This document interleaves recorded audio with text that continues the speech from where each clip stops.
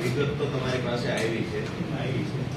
મૂળ મુદ્દો એ છે કે મૂળી તાલુકાનું વેલાળા ગ્રામ જે તે સમયે 2018માં પૂર જેવી સ્થિતિનું નિર્માણ થયું, કુદરતી આફત આવી. એમાં જે ગામડાઓમાં પૂર જેવી સ્થિતિ હતી ત્યાં ગ્રામ સફાઈ માટે અલગથી રકમ ફાળવવામાં આવી.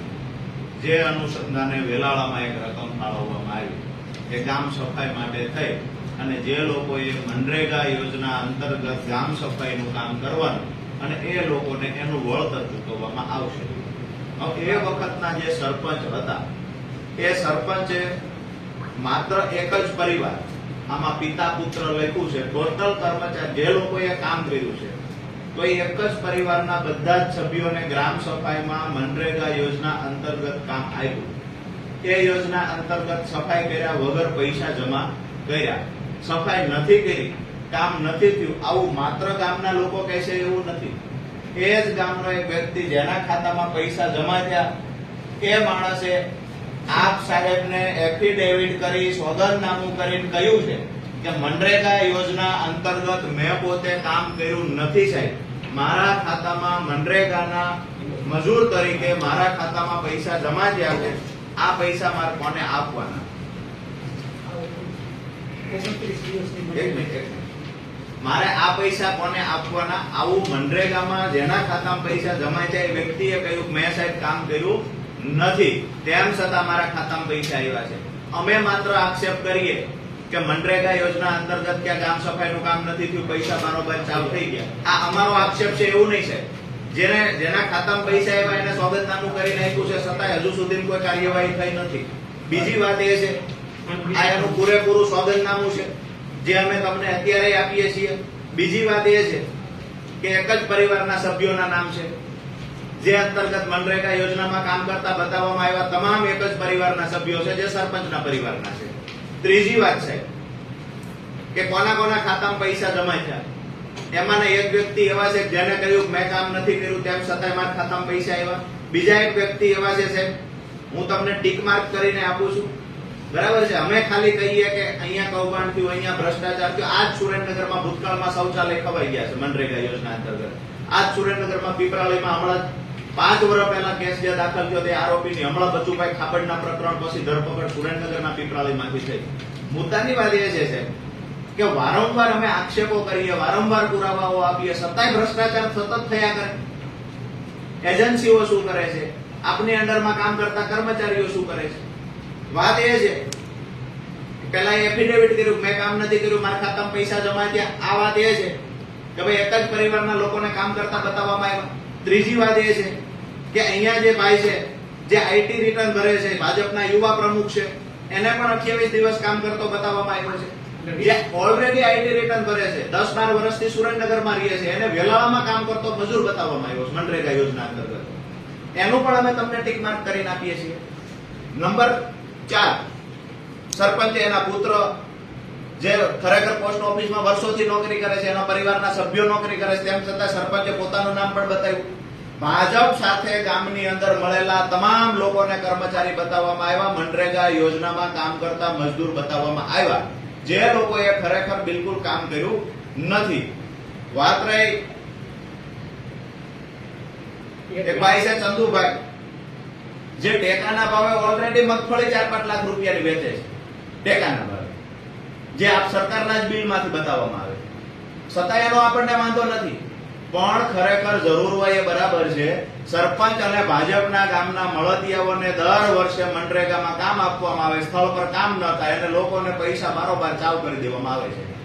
આનાથી વિશેષ કાંઈ પુરાવાઓ તમારે જોઈતા હોય તો વિશેષ પુરાવાઓ અમને કહો, અમે આપીએ. હવે તમારા ટીડીઓ જ્યારે આ ભાઈઓ તમને વેલાળાથી ભાઈ અમારે અમૃતભાઈ રજૂઆત કરવા આવ્યા, અશોકભાઈ, દીપકભાઈ, કિશોરભાઈ, આખી ટીમ રજૂઆત કરવા 10-15 દિવસ પહેલા આવ્યા, તો પરિસ્થિતિ એ થઈ કે તમે તપાસનું કીધું તો ટીડીઓએ જે લોકોએ ભ્રષ્ટાચાર કર્યો છે, જેને કામ કર્યા વગર પૈસા લીધા છે, એ લોકો પાસે ટીડીઓ જઈને રોજ કામ કરાવે છે. કે તમે લખી નાખો કે અમે કામ કરી દીધું હતું, અમે આ વર્ષમાં આટલા દિવસ કામ કર્યું છે, બરાબર છે. હવે તમે જે લોકોએ જ ભ્રષ્ટાચાર કર્યો છે એનું નિવેદન લઈ અને એનું રોજકામ કરીને એ જ અભિપ્રાય ઉપર આપી દઈશું, એ જ રિપોર્ટ ઉપર આપી દઈશું તો સાહેબ કોઈ મતલબ નથી. આપણે જો આને આ ચાલવા દેવું હોય તો અમે રજૂઆત કરવાની બંધ કરી દઈએ. શા માટે રજૂઆતો કરે જઈએ? તાલુકા વિકાસ અધિકારીની રહેમ નજર નીચે આ રાષ્ટ્રની અને રાજ્યની સાહેબ તિજોરી લૂંટાય છે. જિલ્લા ગ્રામ વિકાસ એજન્સી દ્વારા જે કામો થાય એમાં આજ થાય છે. મનરેગા યોજના માત્ર ભાજપના નેતાઓને હાચવવા માટેની યોજના છે. હવે અધિકારીઓ જો પોતે એના પર કાર્યવાહી નહીં કરે છે તો અમે ફરિયાદ કોને કરશું એ કહો તમે અમને. એમની સાહેબ 15 દિવસ પહેલા ગ્રુપ સાથે તમને આપ્યું હતું, અમે બધા આવ્યા હતા, પણ તમે એવું કીધું હતું સાહેબ કે 15 દિવસની પ્રક્રિયા કરશું, પણ આ તો 15 દિવસ એક્ઝેક્ટ થઈ ગયા. કોઈ પ્રશ્ન નથી, થશે કાર્યવાહી થશે. એમને આને આ જે ભ્રષ્ટાચાર રહ્યો જેમ ટીડીઓ એ તપાસ કરી એવી રીતે તમે ના તો તમે કેવી રીતે આની તપાસ કરશો?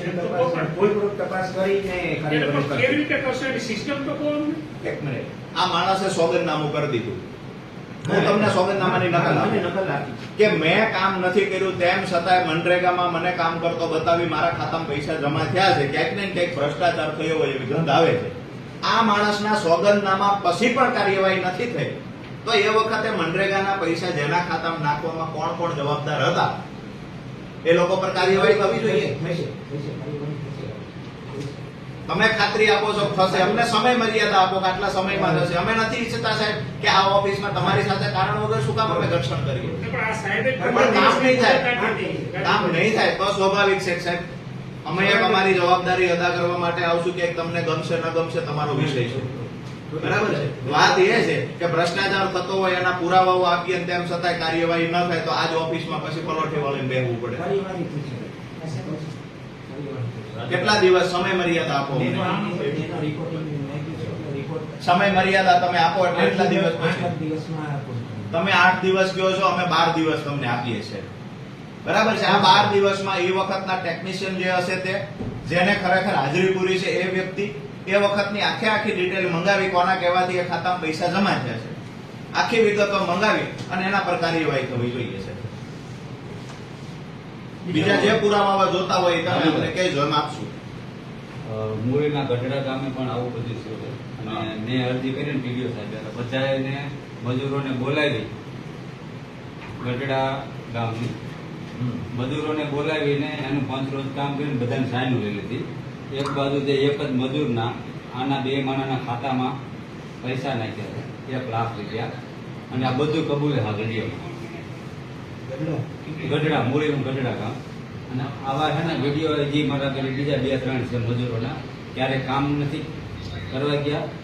રસ્તા ઉપર જે ટ્રેક્ટર અને જેસીબી લાવી અને આમ 25,000 રૂપિયાનો ખર્ચો કરીને 4.5 લાખ રૂપિયા જેવા મજૂરોના ખાતામાં નાખી મજૂરો પાસેથી બધા પૈસા એમને હડપ કરી લીધા. એમાં ગામનો સરપંચ, તલાટી અને ટીડીઓની પણ એમાં મિલી ભગત છે, બરાબર. અને એ પુરાવા સાથે છે ને હું ટૂંક સમયમાં તમને હું આપીશ, વિડીયો સાથે આપીશ મેમરી કાર્ડ, બરાબર. મૂળીનું ગઢડા સાહેબ ભૂતકાળમાં પણ આજ ગઢડા ગામમાં મશીનથી કામ થતું હતું. એવા અહીંયાથી જયારે પેલા મેડમ અહીંયા બેસતા હતા ત્યારે એને અચાનક ચેકિંગ પણ કર્યું હતું અને ત્યાં ખરેખર મશીનરીથી કામ થતું હતું. 2 દિવસ મશીન જેસીબી ફેરવીને કામ કરી દેવામાં આવે અને 1 મહિનાના 100 મજૂરના પૈસા ઉધારવામાં આવતા હતા. આ ભૂતકાળમાં પણ થયેલું છે. તો વાત સીધી અમારી એ છે સાહેબ કે ભાજપના લોકલ નેતાઓને સાચવવા માટે મનરેગામાં પૈસા ફાળવવામાં આવે છે. આ તમને પુરાવાઓ આપ્યા, અમે 12 દિવસ, તમે 8 દિવસ કીધા, અમે 12 દિવસ આપીએ છીએ. 12 દિવસમાં કાર્યવાહી કરાવજો. બીજા પુરાવા તમને કઈ જોઈએ તમને કહેજો, અમે પુરાવા હજુ તમને વધારે વિશેષ પુરાવા જોઈએ તમે આપશું. આનાથી વિશેષ પુરાવા મને નથી લાગતું જરૂર પડે, છતાંય જોશે તો અમે લોકો આપીશું. કેવું કરવામાં આવશે? સિસ્ટમ દ્વારા સોગંદનામાઓને દબાવવાનું ચાલુ કરવાનું. ત્યાં રસ્તો બનાવે એવું સિસ્ટમ બની શકે છે? ક્યાંક ખોદકામ ન કરે. હે સર? હવે સોગંદનામાવાળો વ્યક્તિ છે એને દબાવવાનું સ્ટાર્ટ થશે કે સિસ્ટમ દ્વારા? એ તમે કેમ સોગંદનામું આપ્યું? કોઈ ગ્રુપ તપાસ કરીને અમૃતભાઈ આવ્યા. તમને ખ્યાલ છે, તમે ઓળખો છો એટલે સ્વભાવથી પણ વાકેફ હશો સાહેબ, બરાબર છે. સીધી વાત એ છે કે અમે વિનંતી કરીને હાથ જોડીને વિનંતી કરીને જઈએ છીએ 12 દિવસમાં કાર્યવાહી જો નહીં થાય સાહેબ તો પછી આક્રમક અંદાજથી અહીંયા આવશું. બરાબર છે, કારણ કે આમાં તમારો કોઈ રોલ નથી. બરાબર છે, અહીંયા કઈ તમે એમાં પાપના છાંટા તમારી પર ઉડે એવું નથી. તો શા માટે તમારી પર એ દોષનો ટોપલો રાખવો જોઈએ? તમે કહો ને આ લોકો પ્રેશર અમને કરે છે, અમે કાંઈ તટસ્થ તપાસ કરાવી જ દઈશું. પછી અને મનરેગા તો સાહેબ તમે જાણો અને હું જાણું એક પ્રકારનો બંધારણીય કાયદાનું સ્વરૂપ લઈને છે. તો આ બાબતે પરિણામલક્ષી તપાસ તમારે કરવી જ પડશે. બરોબર, નહીતર આ મુદ્દો અમે છોડવાના નહીં, એટલું ફાઇનલ. મનસુખભાઈ બબાભાઈ છે, ગ્રેજ્યુએટ છે, હા. સોગંદ નંબર બોલી. એવા આવા કેટલાય મસ્ટર પંચાયત એના અંગૂઠો. ક્યાં ઉઠાવવામાં આવ્યા? અહીંયા અંગૂઠો મારેલો આ બે વિરોધાભાસ છે, એ સિગ્નેચર છે, આનો અંગૂઠો. એને સોગંદનામામાં મનસુખભાઈ બબાભાઈ જેને કામ કરતો બતાવવામાં આવ્યો, જેને સોગંદનામું કરીને કીધું કે મેં અહીંયા કામ કર્યું નથી, એ વ્યક્તિના પૈસા ઉપાડતી વખતે અંગૂઠો મારવામાં આવ્યો, જેને અભણ બતાવવામાં આવ્યો. ગ્રેજ્યુએટ છે. ઓલરેડી એ વ્યક્તિ ગ્રેજ્યુએટ છે. તપાસ માટે આટલા પુરાવા કાફી છે. બીજું કાંઈ કોઈને જે તે વખતના આવા બધા વિડીયો JCB થી મશીન ગઢડા. ગરડામાં સાહેબ એવું લાગે ને તો તમે મૂળીમાં સદંતર આ કામ બંધ કરી દો. કારણ કે જે લોકો લાયક છે એને મળતું નથી. મશીનરીથી કામ કરી સરપંચ, તાલુકાનો સભ્ય, જિલ્લાનો સભ્ય, ભાજપના નેતાઓ સાહેબ 200-500 પોતાની હેસિયત પ્રમાણેના જોબ કાર્ડ પોતાની પાસે રાખે છે. આપણે વાસુકી કન્સ્ટ્રક્શનનો માલિક જે સાબિત કરવાનું છે, ટોટલ કામ 80-90 લાખના વાસુકી કન્સ્ટ્રક્શન વાળો એ જ કરે છે. ધંધોથી હા. જોબ કાર્ડો ભેગા કરીને ધંધો કરવાનો. એને એ નોટ કરજો. બરાબર છે. અપેક્ષા રાખીએ સાહેબ કે અહીંથી આ સોર્ટ આઉટ થાય. આ મુદ્દો વિધાનસભા સુધી ના પહોંચે, આ મુદ્દો બીજે ક્યાંય ના જાય, અહીંથી સોર્ટ આઉટ થાય એ અપેક્ષા રાખીએ છીએ.